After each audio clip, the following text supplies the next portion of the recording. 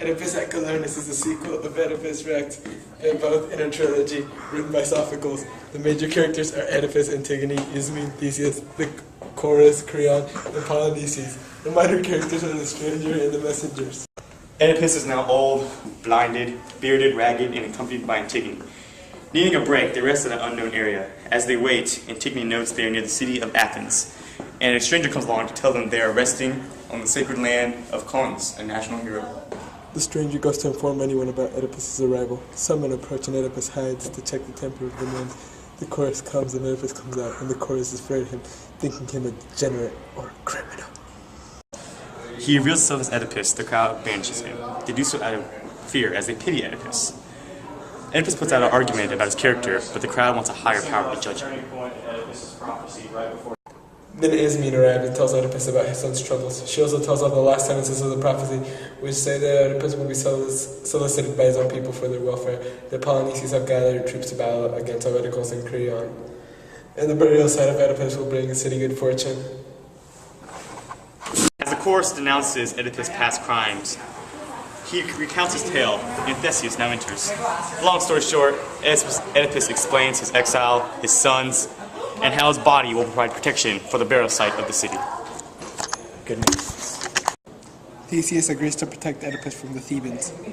Creon comes in and says he's only bringing Oedipus home. Oedipus disbelieves him as Creon willingly sent Oedipus away.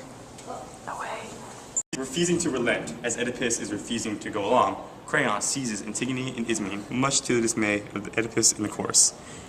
Theseus arrives to witness the commotion. Oedipus explains what happens, and Theseus sends his soldiers to retrieve Antigone and Ismene. He then scolds Creon, and he is sent away. He promises revenge. Theseus returns with Oedipus' daughters. He reports that a stranger wishes to speak with Oedipus. Upon hearing the description of the stranger, he realizes it is his exiled son, Polynices. He refuses to talk to his son, and only with the words of Antigone does he go on to hear out Polynices.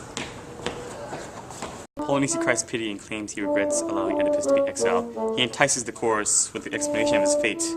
Oedipus only answers his son that he wishes he never saw Polynices, and finds it amusing that Polynices suffers the same punishment Oedipus suffers.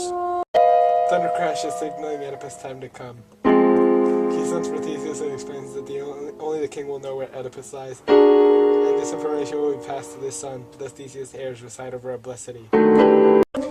A messenger begins to tell a story of Oedipus' departure to the chorus. Antigone and Ismene dress Oedipus in linen, and a voice from the sky calls for Oedipus. Theseus promises to look after the daughters and send them away. Oedipus then shows Theseus his final resting place. When they return to the chorus, Antigone asks Theseus for a safe passage to Thebes and prevent a war between their brothers. Theseus grants this and they head for Thebes.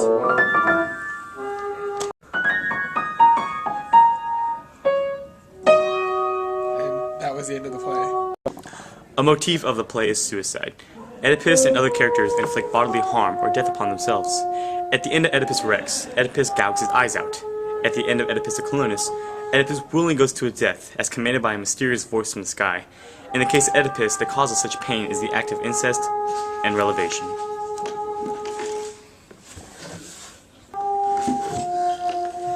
Another is the importance of burials. In Oedipus at Colonus, Oedipus' burial site will mean good fortune and protection for the city. Denied the right to be buried in his own city, Oedipus travels to Athens and, as prophesied, dies and is buried there. One of the themes of Oedipus at Colonus is self-knowledge. Oedipus' knowledge is seen as divine and always taken into consideration. Another recurring theme is suicide and death. Death and suicide are constant problems and solutions, which cause irony in the play.